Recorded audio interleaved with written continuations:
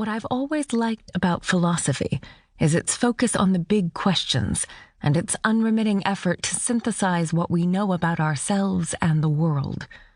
At its best, it can provide a coherent way of looking at things so that we can muddle through life more sensibly than we might otherwise. So, this is a philosophical guide rather than a self-help book. It doesn't contain a 10-step program to happiness, wealth, or weight loss.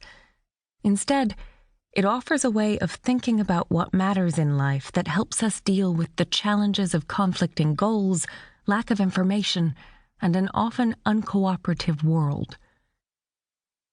As I write these words, I'm very conscious of the fact that the main obstacles to living well for most of the world's population come from external sources, not from inner conflict. Injustice, poverty, oppression, inadequate health care, unfair labor practices, and so on are enormous obstacles to living well. They raise complex political and economic questions that are not my expertise. I do think that those of us fortunate enough not to be impeded by such daunting external obstacles ought to think about our role in solving problems like these. And while this book isn't going to save the world, it does offer tools for thoughtful people to get their priorities straight. Since philosophical thinking tends to be very abstract, I've tried to use a lot of examples to illustrate the theoretical points I make. Often I use myself as an example, and I have to admit that talking about personal examples in this way feels strange to me, since it's not what philosophers usually do. Instead, we tend to talk about generic characters A and B, who do generic actions X and Y at time 1 or 2. Sometimes we get more realistic and make up characters who have names, like Anna and Bob.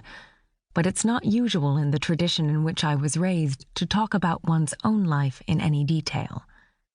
I don't think that thinly described examples of hypothetical people are good enough for this subject matter.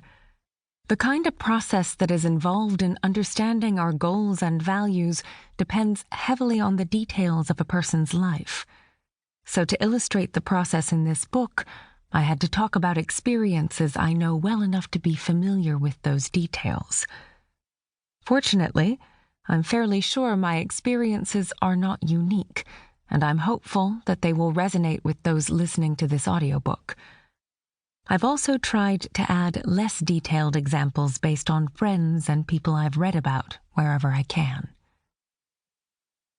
One thing I talk about in some depth is being a woman in a field that hasn't been particularly welcoming to women.